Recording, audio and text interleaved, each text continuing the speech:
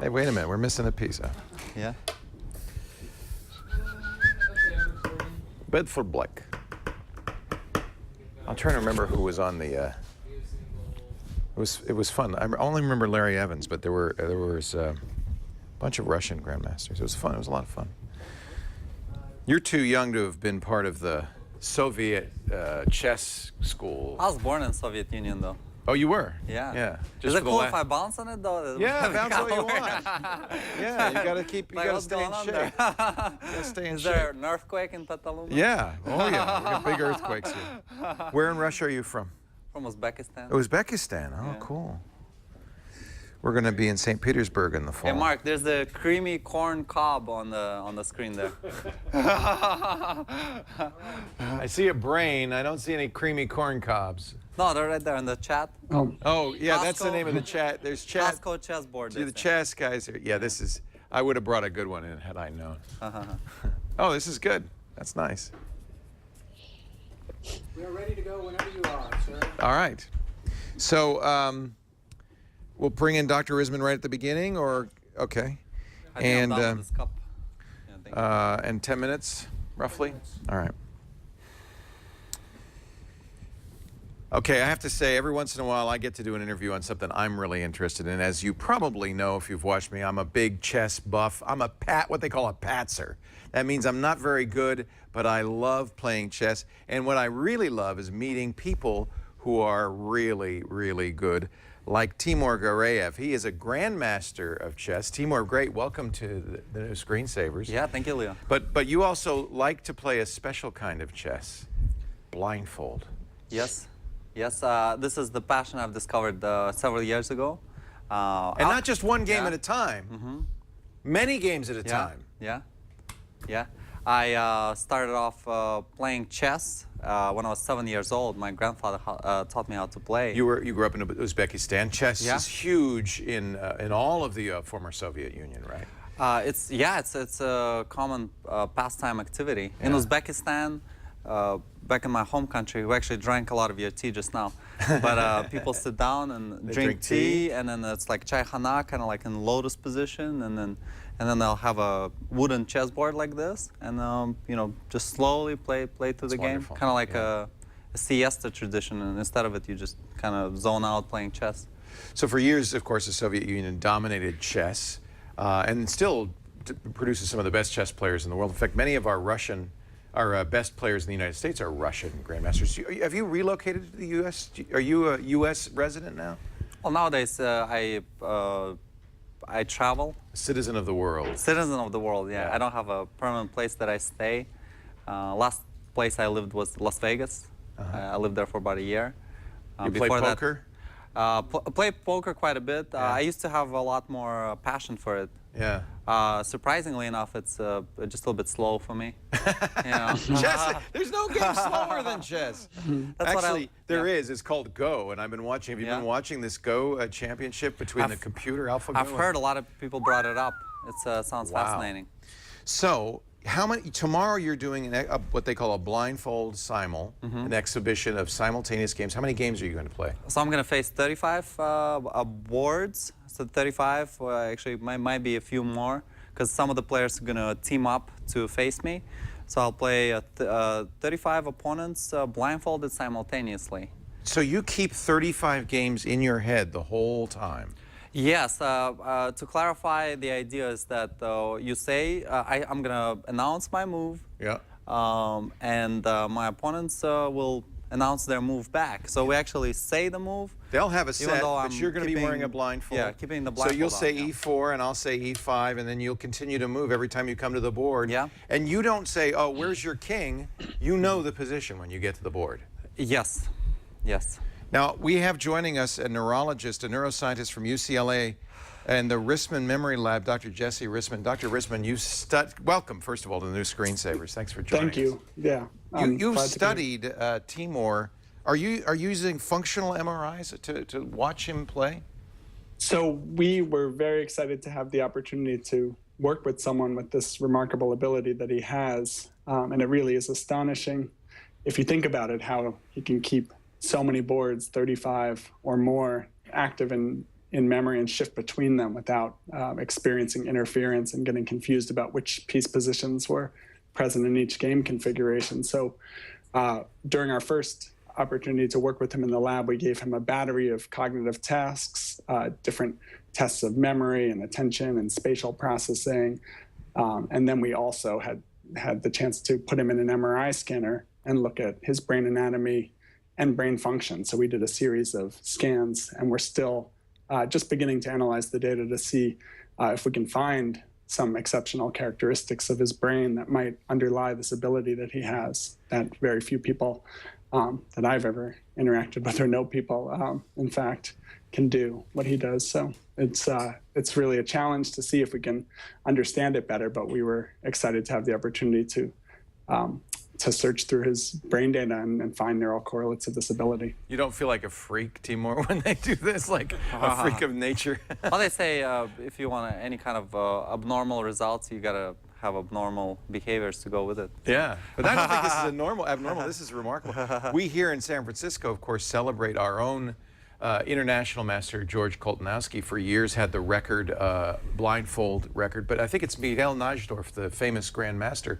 who holds the world record. How many games is that?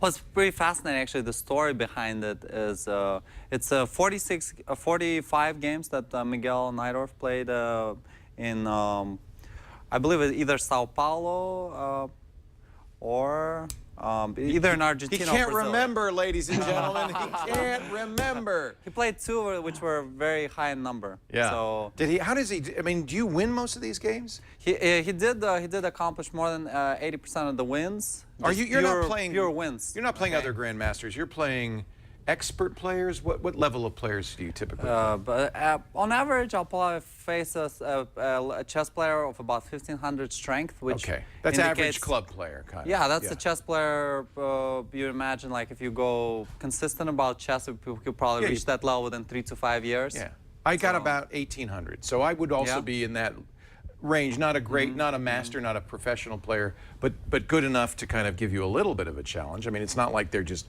rolling over for you. Well, that's 1,800 is the level of player that we're looking for the world record event. That's kind of the You're gonna play average. You're gonna try to break this record? Yes, so that's gonna be 47 games blindfolded simultaneously. When are you gonna do that? This year. Awesome. I've been building up to it for quite some time, so it's do or die. You know, just do it while I can, while I'm at it. Well, you do have to. I was going to say you have to be a young guy, but George played many games well into his 80s. So I guess you don't have to be. Do you have an abnormal memory anyway? I mean, are you able to? I mean, remember everything? I think generally how I go about life is in intuition. So intuition. I don't like to. It's interesting because a lot of people would probably think that I overanalyze at times, but try to make the best decision possible. That's what chess players' advantage and disadvantage at life. A lot of smart people's advantage and disadvantage at life. There's a good intuition and ability. They have to a strong mind, but then they just overthink it. Yeah. Dr. Rissman, did you note an unusual memory capacity in Timur? Well, that's a great question. That was one of the first things that we were interested in exploring, whether his abilities and memory that he clearly has for chess games would also be seen in other domains. And so we gave him a number of different memory tasks. We had him memorize sequences of digits, of letters. We had him look at pictures and then make decisions later whether he recognized them. And the pictures that he saw in the tests were sometimes very similar to ones he had studied, but not exactly the same. So it's a test of the precision of his visual memory. And then all of these tests he did at least average and many above average, but on none of them was he off the charts exceptional. So it does appear, I mean, he has a very good memory, and in many of the tests he was well above average, but it wasn't the case that he was doing the best that we've ever seen on these other non-chess memory tasks. I think it's very specific to chess, or at least visual imagery, the ability to pull up these chessboards and visualize them, and we're interested in our future studies exploring his mental imagery more. I certainly, with grandmaster, with highly accomplished chess players, I think they have a visual understanding of the board. They can see the board almost all of them could play at least 1 or 2 games without looking at the board because they can see it. And you know, you play tens of thousands of games, pretty soon this is something burnt into your brain. But Timur told me something kind of interesting. You don't actually see 35 or 40 boards floating in front of you. When you get to the board, you said you just kind of intuit the position, it comes to you? Can you describe what that looks like to you? It's fascinating that a lot of the grandmasters, which is kind of like your black belt level in chess, it's just there's mathematicians, there's artists, there's there's performance like athletes, kind of like Kasparov. You know, it's like just they got that that strength, physical ability that just shines through. You know, so it's amazing. Like when it comes to blindfold chess, I think it's very similar that you have different ways to go about creating that experience in your mind. With blindfold chess, I guess it's more similar to how players will go about recreating the positions, and a lot of it is visual, and I feel like for me, a lot of it is sensory. Because if you sensory, interesting. So you just feel the position almost. I feel at times when I'm working on blindfold chess, it's a form of meditation because I focus on it. You're not struggling, working, laboring at this. Yeah, it does end up being such. Actually, the very tough part of blindfold chess is just figuring out that initial position. Right. Figuring out those initial moves and grouping them together. When you get back to the board, what's going on, you mean? That's kind of how it is with memory in general. Yeah. If you just try to memorize things that are not 100% relevant to what you're working on, what you're trying to be impressed by, it's very tough. You know, and similarly in blindfold chess, when the initial stage comes in, the first moves, they're pretty boring because I've played a thousand of games that just revolve around the first move. So you kind of go through it because you just know it all pretty much. At times you want to reinvent something, which with 35 boards is probably wouldn't be smart. You don't do a lot of innovations over the board with openings. You pretty much stick with the analyzed line. Depending, for tomorrow, I have a system figured out where I'm gonna simplify things. I'll go through the opening moves that will give me the best results. Either something that I'm. Are you white on all 35 boards? Yes. Interestingly, George Koltanowski versus Alexander Alekhine. They had a different approach. George wanted to simplify, make things simple. Yeah. And Alekhine wanted to complicate. Yeah, but he was a great tactician. He wanted to crush the opponent as soon as possible, so that you know, he can move on to the next game and then just focus on that. You know, so just reduce the number of games as soon as possible. Dr. Risman, this sounds a little bit like a flow. Is he in a flow state when he's playing? It's hard to say, but I agree that there is something unique about the mental state and the concentration that it takes for him to move between these games. I think in my discussions with him, it became clear that if he was distracted, if he had to take a break and do something else for a while, it would be hard to get in a state. To get back into it and to be able to keep all of the game configuration straight in memory. We're very interested in how he's able to update each board when he makes his move and receives the opponent's move, and then sort of compartmentalize that knowledge, offload it into long-term memory until he needs to come back to it maybe several minutes later and shift to the next game. So we're designing a functional neuroimaging experiment where he'll be in the scanner playing several simultaneous blindfold games, not 30, maybe about 4, just to keep things simple. And then we're going to see what happens when he makes his move in each game, and then when he consolidates that in memory and then shifts to the next game, what's happening as he makes those shifts between game boards. Does it look different in the fMRI when he's playing blindfolded versus when he's looking at the board? Is it different parts of the brain, or is it the same? Well, we haven't done that particular study. That'd be interesting, wouldn't it? Yeah, that would be interesting. Yeah. I'm sure that. Do you feel like it's different when you're playing over the board versus blindfold? It's you know, if you're just playing one game at a time, some of the strongest chess players in the world claim that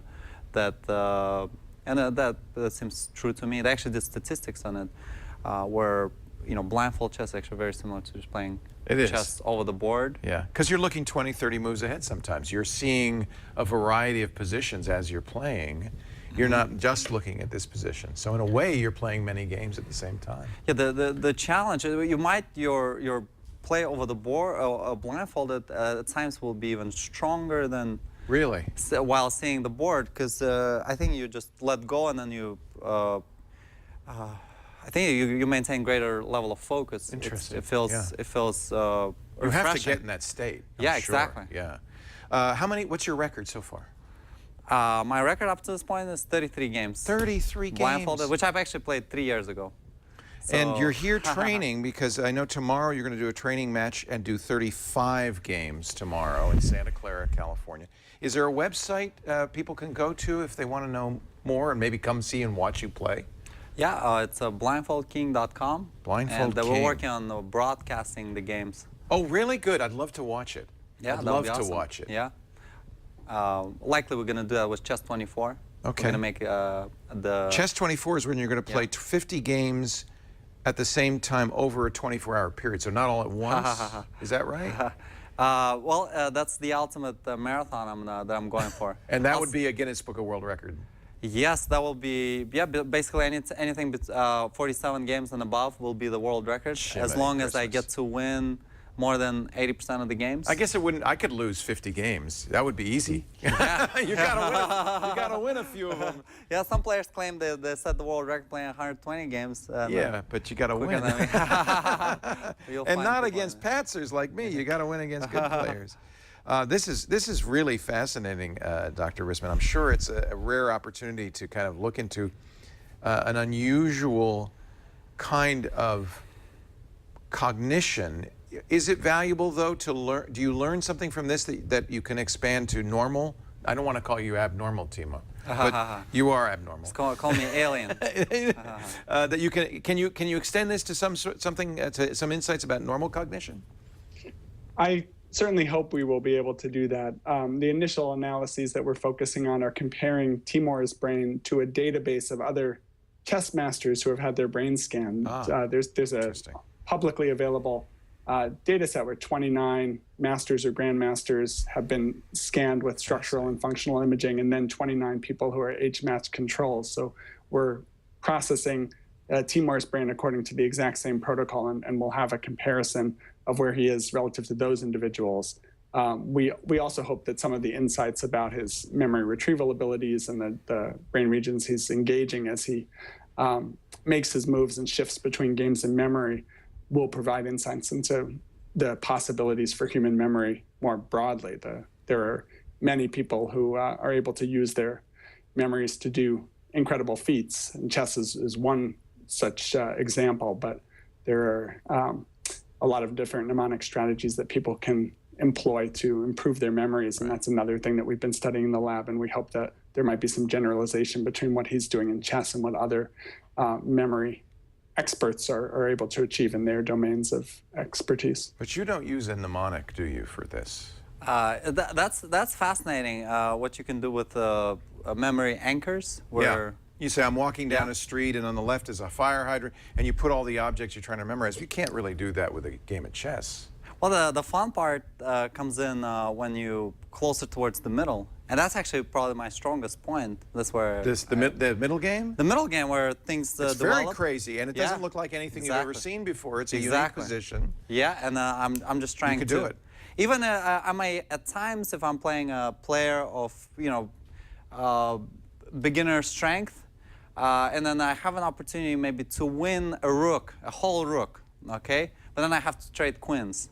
I may give up the opportunity for just a simple development move. Interesting. Just to bring one more piece into the game. Why is or that? I may be even satisfied with winning a pawn, because I know if I keep the queens on the board, then I'm there's gonna more opportunities. I'm gonna mate the guy. Right. Okay. So that's how you play a simul differently than if you were playing in a tournament. Is you're looking for a sharp game where there's opportunities, as opposed to, well, I'm a piece up, I'm a pawn up, I can play to the end game. You don't want to play a 100-move game, do you? Well, on the other hand, if I'm playing somebody strong, like your strength, then I'll be very objective. Then I'll go for the best solution, because then I know. You don't go for cheap tricks, huh? Yeah, I know that you can come back and get me. If I start getting too creative.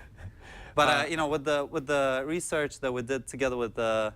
Rissman, I actually did a blindfold simul in Coachella Valley a little while later, and it was Valentine's Day. So I say people say, well, everybody was curious. They heard about our project and say, well, what did you guys find out? Okay, because we just did the initial stage just to examine the structure of my mind. And as a joke, I actually said, hey, well, it's like, the part of your brain that is responsible for playing blindfold chess. Yeah. It's the same part of your brain that is responsible for falling in love for the first time. Is that true, Dr. Rissman? I don't think that's true. I can't verify that. He will not take a stand on that. Blindfoldking.com. I wish you all the best. We'll be watching with great interest not only tomorrow in Santa Clara, but in Prague this summer in August when you attempt to not only break, but smash the record with 50 simultaneous games. That's remarkable. It's really really nice to meet you, Timur. Yeah, thank you so much. And Dr. Rissman, thank you so much. Anything else? I'm in awe of Timur, but is there anything else you'd like to tell us about this work that you're doing? Is there somewhere else we could find out more about it? Well, we're in the early stages of our work with Timur. He's the first chess master that we've had the privilege to work with, and I've gotten several of my graduate students very interested in this, and we've been reading articles and learning more about this. You can go to rissmanmemorylab.psych.ucla.edu to read more about my research. You do know that many great grandmasters have gone mad. I don't know if there's a relationship, but I think of Fischer, but I also think of Alekhine and others. And I don't know if there's a relationship or if it's just if you take any percentage of very smart people, they go crazy eventually. But I'd be very curious if there's anything going on there. That's fascinating. It's true, though, isn't it? Yeah. Paul Morphy ended up sitting in a bathtub surrounded by women's shoes. Alekhine tried to cross the border, and he said, I don't need a passport. I am Alekhine. I have a cat named Chess. That's the thing about blindfold chess is the mystery why a lot of the grandmasters who would be capable of playing blindfold chess, they don't attempt it, even though it's fascinating. It's great for your health, as you could tell, because you're in great shape. Interviewed Look at you. Personally. Yeah. It improves do you do meditation and yoga? Looks. And, you're a good-looking fella. This guy's 47 years old. And look how I just shaved my beard. Dr. Rissman, thank you so much for your time. Oh, thank you, and good luck, Timur, in your next tournament. Thank you, Dr. Rissman. Oh, Grandmaster, so nice to meet you. Good luck. Wow. Now let's play a game. Yeah, let's do it. We'll have more on the new screensavers right after this. That is so cool. Thank you, Dr. Rissman. Take care. Bye-bye. Oh, that is so cool. I am so excited to meet you. Yeah. So, are you going to do a lot of matches preparatory to the Prague match, or are you just, what are you? On average, probably 2 or 3 every month. Just to keep training, is it? Or? Yeah, as part of the training and sharing the idea. Yeah, that's part of it too, isn't it? In Europe, in the United States, just about every chess player would at least heard of me and my pursuit of blindfold chess. Sure. Whereas in Europe, probably not the case. So it would be just a little bit tougher. And you still play regular tournaments, right? Or are you giving those up? Not so much. This is becoming the full focus. I've pretty much given those up. Yeah, this is more fun. It's more fun. It's faster pace. Yes. You're playing just one game. Tournament is grinding. Yeah. That's the thing. Like poker, like you just sit there and you throw away hands for an hour. Right. You're not doing anything. But then you gotta watch and see if what the other player's doing. Right. But most of the time, those are they're just a bunch of How long do you think it'll take to play these 35 games tomorrow? 35.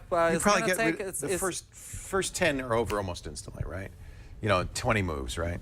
Well, that's the thing. Statistically, your average chess game will take more than 20 moves. You know? So probably the earliest I'll beat somebody would be between 15 and 20 move mark. Right. But then the thing is, some of those, I don't know what it is with blindfold chess, but those players just don't want to resign. He's just going to forget. Yeah, they just don't want to resign. Oh, that's terrible. And at times they do get a gift, or maybe they have their friend next to them, and then yeah, exactly, and then they try to wear you down so that their friend gets the best shot or something. That's tough. Yeah, that's tough. Yeah. So you're right. That makes sense because people think because you're going to forget that they're just going to keep playing because you'll forget. Yeah, they're just waiting for that little gift at the end. Maybe. So do you blunder occasionally? I do, considering there's quite a few games, especially against the more skillful kind of players. Yeah. They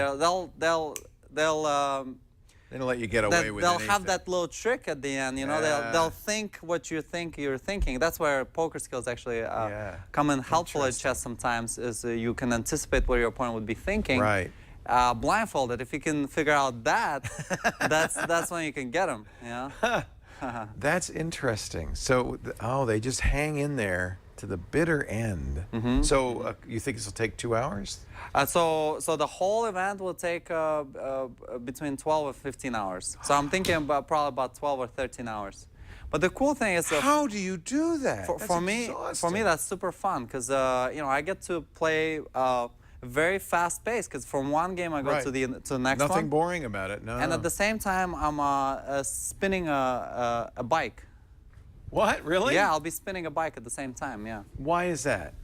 Well, that's actually Keep the blood going? Yeah, big time. Actually, we were picking up a bike at the store yesterday, and the guy in charge, he was actually teaching some fitness class at the same time. He was like, yes, he gave me a free bouncy ball as a compliment because he resonated with that idea automatically. Like he's like, yes, that makes sense. So you have a stationary bike over here, and in between games you'll get on it and. I'll jump on a bike. I don't know how long I will do. Just a little bit to keep from getting sluggish. I'll probably do it for hours. 7 hours probably. Do you drink tea the whole time? I'll have. That's a whole strategy of Energy drinks and. Not energy drinks. That's the bad idea. No Red Bull. Like energy drink. Yeah. But not in a conventional sense of the word. More like spirulina or wheatgrass. Like herbal teas are amazing. Yeah. Like fresh herbs. And then a fruit is a little overrated, I'd imagine, because it gives you that quick energy, but it just takes it away from you just as quick, you know. And you're not doing anything physical, so I think the acid builds up in your system. So this is, it really is training. This is like training for an athletic event as much as anything else. It's really training. At times, blindfold chess is so tricky, so I feel like, hey, well, how do I improve my blindfold chess today?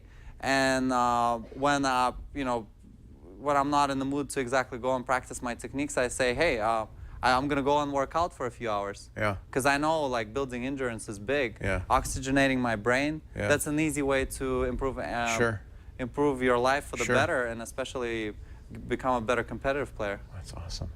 So you play white. Are you always, maybe somebody's watching, we don't want to give them any strategic advantage.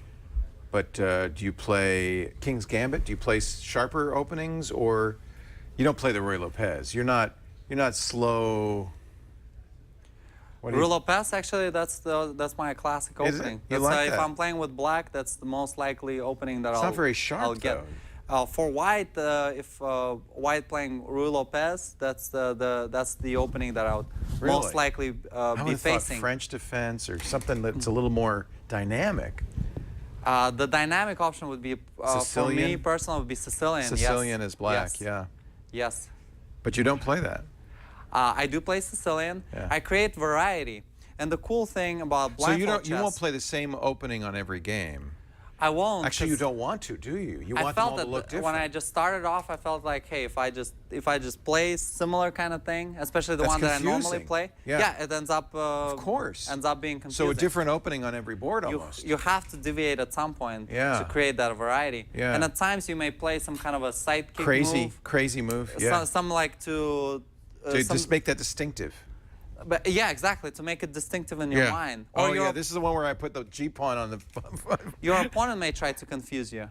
And then that'll be like, oh, what is it doing? And then all of a sudden, you made that connection, board 17 trying to outsmart me there with that, crazy move. And then you got him right there. That's easy, because now that's very distinctive. Now we're back to board 17. You may forget all the rest. Yeah, but you're never going to forget 17. Yeah, exactly.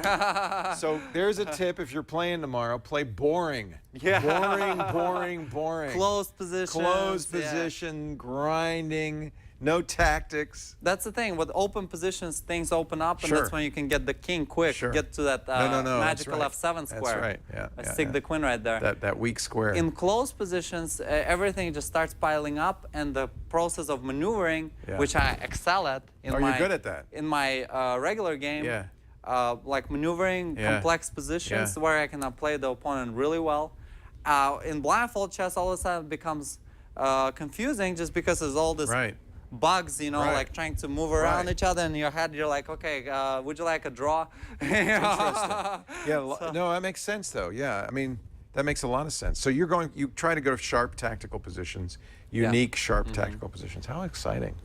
Gosh, I'd love to watch that. Isn't this great? Man, it's exciting. That's what's fun about Fisher Random, because you have weird weak squares. You never know. You know, there may be a pawn that's completely unprotected over in the corner here, you know.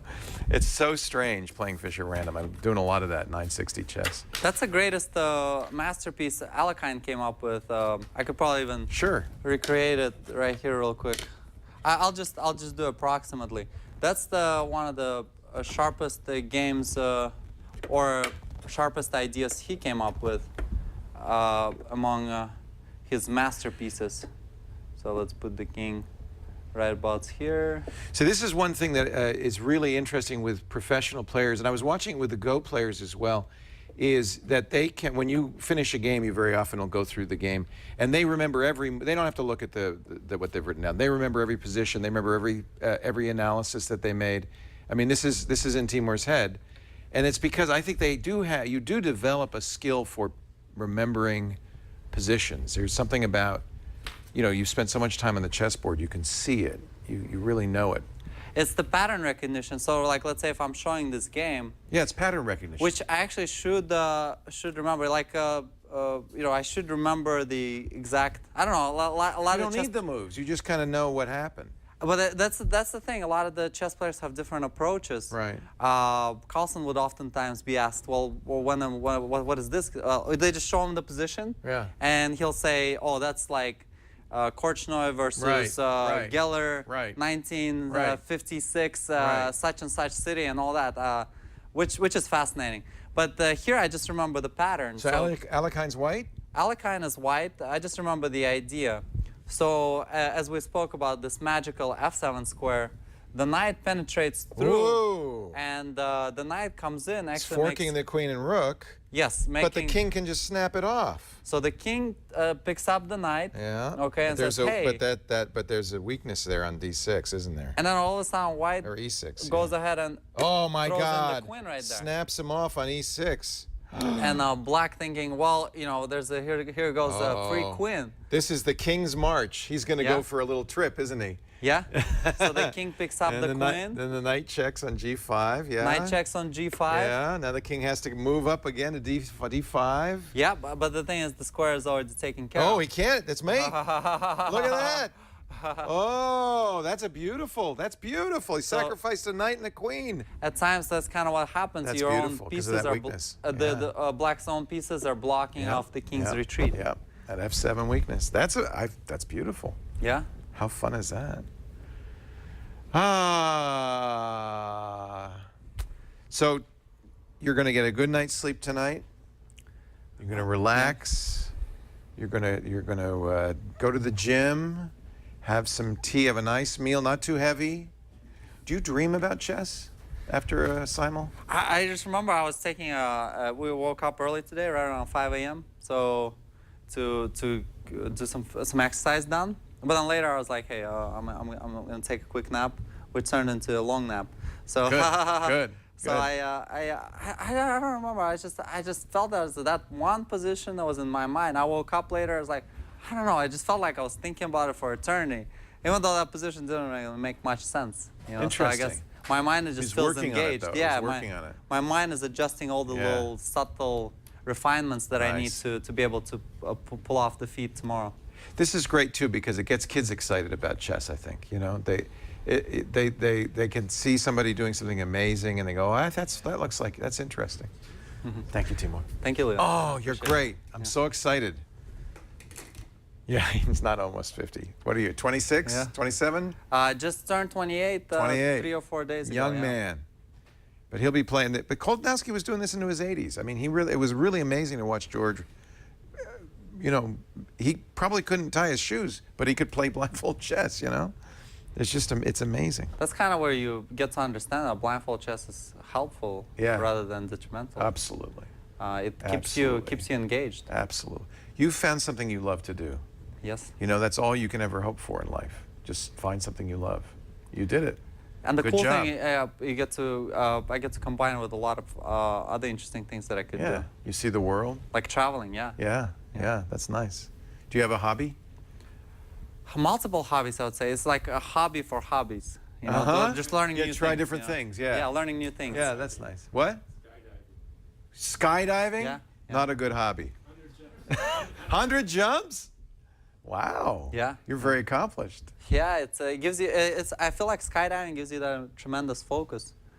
One time I actually a little before the game I ran a marathon. Wow. So that felt great. Wow. It stimulates your brain. Yeah. Yoga is amazing. Yep. It's always good. I One of did my- a spin class before this interview just so I could keep up with you. Tai Chi. I'm Tai thinking Chi. that's one thing I could do when I travel to China. Oh. Yeah, I can. But the interesting thing, I got tired from doing Tai Chi, even though I know, but Is it- slow is hard, isn't it? it's just the parts of your Muscle mind, control. the association. It's just your mind. It's just you're not used to, like, whenever you do something, you grab something. You know, you pick it up. You know, you adjust Yeah, it. you're You know, not open the doing door. This. Yeah, I hear you just like Yeah. working with the air. You know. It's hard. It's tough, Yeah, yeah, but I think yeah. it gives you appreciation of other things that are Sure. easy in life, where we try to go hard at it, Right. where it's easy, you know. I keep coming back to flow. I think that you have to get in a special state to do this. And everything you do is about getting into that state so that you can do this for 15 hours in this flow state and just because you can't get in the way. You have to let it happen. You can't start thinking. You have to let it happen, don't you? You can't try. Well, the cool thing is about blindfold chess is I start playing it. That's what gets me in the flow. At times I come in with the flow, but most at 90% of Playing. the time through Slows playing, you down and Yeah. you focuses. I'm actually even thinking of warming up my mind to the challenge so that my mind is neat. already warmed up, like trying some kind of working on exercises to engage my mind. But so you love doing it. It makes you feel good to do this. To play this blindfold. It's a great way to gain focus, and I think it improves your health too. Tournament chess is a stressful thing. Your heart's going pop, pop, pop. It's the best. Blindfold chess is the best treatment for hangover. I'll have to I wouldn't want to play with a hangover. Thank you. Thank you, guys. This is great. I am so thrilled to meet you. I'm so excited to find out how you do tomorrow and to watch and at blindfoldking.com. And we'll all be watching with great interest. You mentioned the imbalanced ones and the balance and the imbalance as far as great chess players. You know, but when you think of the other greats, there's, on the other hand, you have like the current world champion, Magnus is like a solid head on his shoulders. Anatoly Karpov, who's done world and balance. Lasker was a great thinker, a brilliant man, and He's still very active. Yep, played into his 80s. Yep. But they're both extremes. There are extremes, yeah. But you think of Morphy and Fischer and Alekhine. You think of those guys that kind of, like, you feel like they fried their brains. I don't think that's true. I think you take a subset of very smart, couple of hundred very smart guys, 1 or 2% is going to have mental illness. It's not uncommon. That's why. Yeah. So don't worry about it. You're not going crazy. Let's do it. Yeah. Oh, we didn't get the king mask. Let's get a shot of him with a king mask, and we could do it for the tease. So the tease will be something like, coming up, the blindfold king. Or maybe we should both wear. Both wear them? blindfold. All right, I'll wear mine. Yeah. Okay. Yeah, that's good. I like that. And then I'm going to go have some potato chips and ruin my brain. You might want to take out those Earpieces? That's all earpieces right. just I to got it. experience it. Just to experience Oh, it. because the so coolest. have you done? You're going to do the sensory deprivation tank, aren't you? Yeah, I love it. I love it. You like it? You've done it. The cool thing about this blindfold is you can open your eyes while it's closed. Yeah, this is a good one. Yeah. I'll have to get one of these. Ready? I can keep this. All right, E4. C5. Ah! You were talking D4. about this. Okay. C takes D. Queen takes D. Okay. Knight to F6. Wait, start over. We want to get it on the You're not recording? Yeah. We're still recording. And maybe Jennifer can play the moves on the board. Knight to F6. No, I can't. I'm not going to play him blindfold. He's a freaking grandmaster. I can't do that without it. We'll do a couple. NC3. Here, I'll put them on. NC3.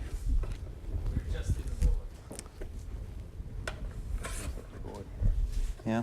Those E4, C5, I'm just gonna move up a little bit. here. D4, E takes D, Queen takes D, NF6, NC3.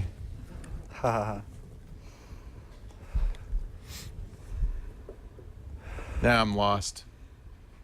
Okay. Coming up. Uh, He's not looking. He's the blindfold king. What do you think he does? We'll find out. Did you record that? First move. What's that? No, I'm not playing a game against him. This is not Play fair. a couple moves. This guy, Play a couple this is a moves. grand match. I played a couple moves. NC3. Leo, okay. So knight to C3 first move, right? No. We're in just the middle of a starting- game. Mark adjusted it all. Okay, so okay. No, we got. Okay. Let's start from the beginning. Start right? from the beginning? Yeah, No, yeah, I let's do it. forgot already. All right, you start. You're white. Geniuses never run out of good ideas. So okay, E2. But that's a good example, playing C5. Oh yeah. He's yeah. playing in English because it's a little weird and a lot of players will be a little discombobulated, and that's Yeah? good. Yeah, and it's yeah, okay. So I'll start off with D2 to D4. D5. Okay. C2 to C4. Queen's Gambit. Yep. So now, because it's a simul, I'm going to take. D takes C. Okay. E2 to E4. NF6. Knight B1 to C3. D6. Okay. Knight G1 to F3.